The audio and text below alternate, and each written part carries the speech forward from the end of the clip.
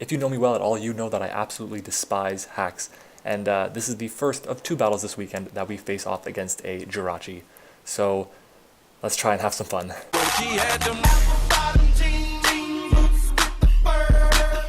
What's up, Ocean? You got Matt here, coach of your Montreal Milotic, bringing you our Week 10 battle for the WPL. Today we're facing off against the Philadelphia Frokies, coached by Landorus-T. Make sure to go check him out, guys. He is a pretty big YouTuber compared to the rest of us in the WPL. He makes a lot of really good content. He has a very popular Pokemon Shuffle Let's Play going on, and he makes a lot of other really great content, so make sure you go check him out. And I believe he's been in the WPL for a while now, so seriously guys, he is definitely worth a subscription from you. Let's get into the matchup though, and the question of the day. Let's do that first. So our opponent has a Jirachi, and because of that, I just wanted to say, other than Jirachi, which Pokemon is the Hacks God to you? Usually it's like a personal thing, like, oh, let's say you have a bad experience with something, like something always lands and crits you or whatever it is. For me, it's Kingdra, I would say, because I'm always getting crits with that thing whenever I use it. The Focus Energy Scope Lens set, it's a 100% chance to crit once you do that, but I mean, still, your opponent gets so salty, and it's not like they can do anything about it. At the same time, it's a mechanic of the game that's not based on RNG. That's just 100% chances to land the crit. Anyways, let's get into the team analysis, the analysis for our opponent. So our opponent has a nice roster. Unfortunately, he has no defog, so I'm trying to take advantage of that. He has Jirachi, Mimikyu with Z-moves, Porygon 2, Darmanitan, which is his Z captain, Malamar, Type Null, Mega Alakazam, Magnezone with Z-moves, Cresselia, Nidoking, and Cinccino, or Cincino, however you want to pronounce it. I was kind of thinking he would have Jirachi as a Z user, but he doesn't, and that's kind of weird to me, but what are you gonna do? Anyways, our roster is Naganado with Z-moves, Arcanine, which is our Z captain, Landorus-T with Z-moves, Vaporeon, Heracross, Ditto, Electivire, Mega Latias, Slurpuff, Bronzong, and Lycanroc Dusk. And by the way, we have clinched playoffs.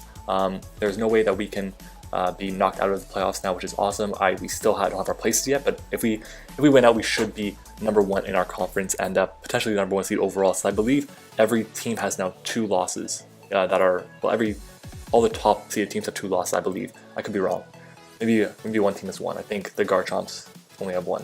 I could be wrong. Anyways, so let's get into what we actually brought this week. So to start off, we have our Herahorde here. Heracross, Guts with Flame Orb, Swords Dance, Facade, Earthquake, and Knockoff. I'm not running Close Combat on this week because I know he's going to be worried about it with his Type Null and with his Porygon 2. So I just want to be able to get up a Swords Dance, and then at that point, Facade is going to be doing like enough to OHKO both of them when we're burned. So that's the whole point there. The rest of it is just for coverage to the rest of his team.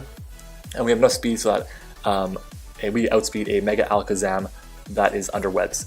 So because of that means the Mega Alakazam will drop down to whatever, I think it's like 283 speed, something like that, and Heracross reaches 284 if I'm not mistaken. I can't remember the number right off the top of my head, but I think that's what it is. Anyways, next up we have Django here, our Lycanroc Dusk, which is Life Orb. I think it's the first time I'm bringing Life Orb this week. We have Brick Break, Accelerock, Crunch, and Drill Run. This set puts in a lot of work against our opponent. It has enough speed for the Jirachi, I believe. I think it's the fastest Pokemon he has. That's slower than Lycanroc. And yeah, it's just really strong with Tough Claws and Life Orb, of course, so we can put in a lot of work against our opponent with this one.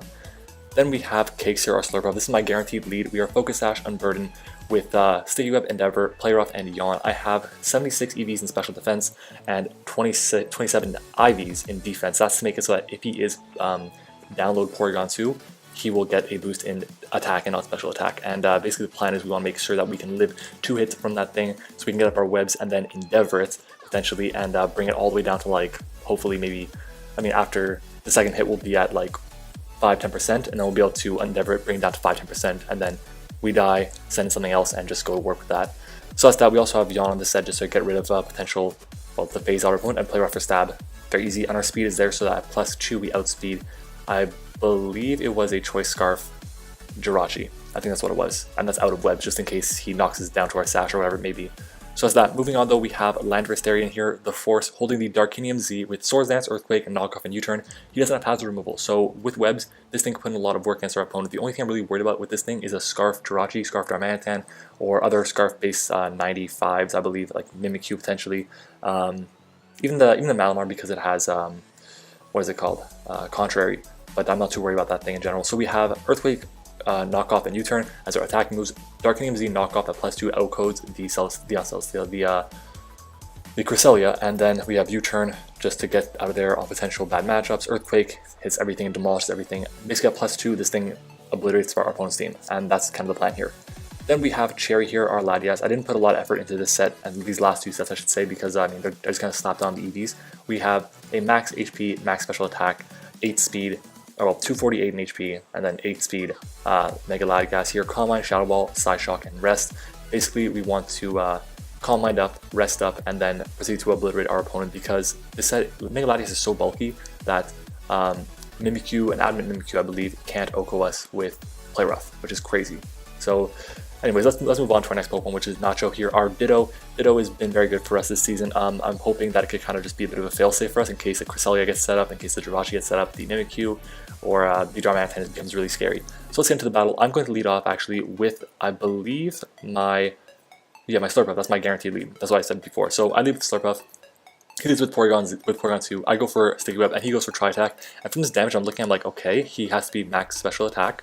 He doesn't have to be modest. He could be modest, but he has to be analytic. For sure, because he didn't trace us, and he didn't get the download boost, so he's analytic. That's why I did so much. And I'm like, well, that kind of sucks. I want to switch out into something, but nothing takes this hit well, so I'm going to stay in and just go for the Endeavor here, and then I can go into one of my appropriate checks. So he now goes for the Tri-Attack and he takes me out. That really does suck. But from that damage, it shows me that he has 0 EVs in HP, meaning that he has to be. That means that he's probably going to be a max speed Porygon 2. He's probably an offensive Porygon 2, which is weird. But that's just from the HP. So I'm going to go for the Earthquake here. It says it's a guaranteed KO. But you're going to see right here that he lives it, and that's because he had max defense EVs, and that really does suck. I was debating going for the Swords Dance here, but I was afraid of the Ice Beam. And he goes to recover again. I get my Guts boost from my Heracross here, and he is in range. I go for the Swords Dance, and he will now go for the Tri-Attack. That's fine by me. He's still in range of the Facade, so I'm going to go for that thing. And, well, this thing won't die. I hate Porygon 2. This thing won't die. It basically knocks out 2 of our Pokemon and did nothing. I'm going to go for the Earthquake here, and that was a stupid play. I should have just gone for the knockoff. I don't know why I didn't. But, anyways, that's just a dumb play on my part. I go for the U-turn now on this Cresselia, and I go to my Latias and fearing him setting up with Calm Minds, and that's what he does. So I go for a Calm Mind of my own now. We pretty much win this war because Latias is just stronger, it's bulkier than Cresselia. He has less Moonlights than we have Rests. So, anyways, I go for another Calm Mind as he switches out into Mimikyu, and that's a pretty good play on his part. He won't kill me, but I'm going to switch out on the Shadow Sneak. But you're going to see this. I don't know if I have to cover this or something, but he goes to the Let's Snuggle Forever, and he will OHKO our Mega Latias, and that is really, really shitty. That sucks. I mean, what are you going to do, though? I go into my Landorus here, and I click U-turn, I believe. No, I click Swords Dance right here, because I can live any hit, and I can just win. And my play was go for the Swords Dance, because, again, if this thing wasn't Scarfed, then we won. Just straight up, we 6-0'd with Darmanitan, with Landorus. So he's actually going to reveal that he is Scarf. He brings us all the way down to 10%, and I go for the Earthquake. And at least we weren't 6-0, because we are in a really shitty position. We have 2 mons at full health, and then our Landorus at 10%, and that's it. So I'm going to switch out now, go into my Lycanroc Dusk on the incoming Shadow Sneak. That is very little, and I can go for the Crunch now.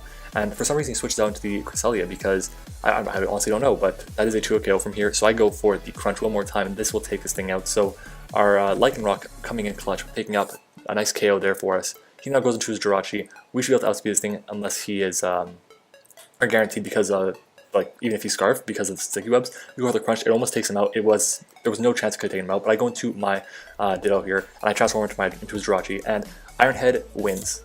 There is no way it doesn't, because I go for the Iron Head. I take this thing out perfect. The Mimikyu's Shadow Sneak does like 35 to like 40 something.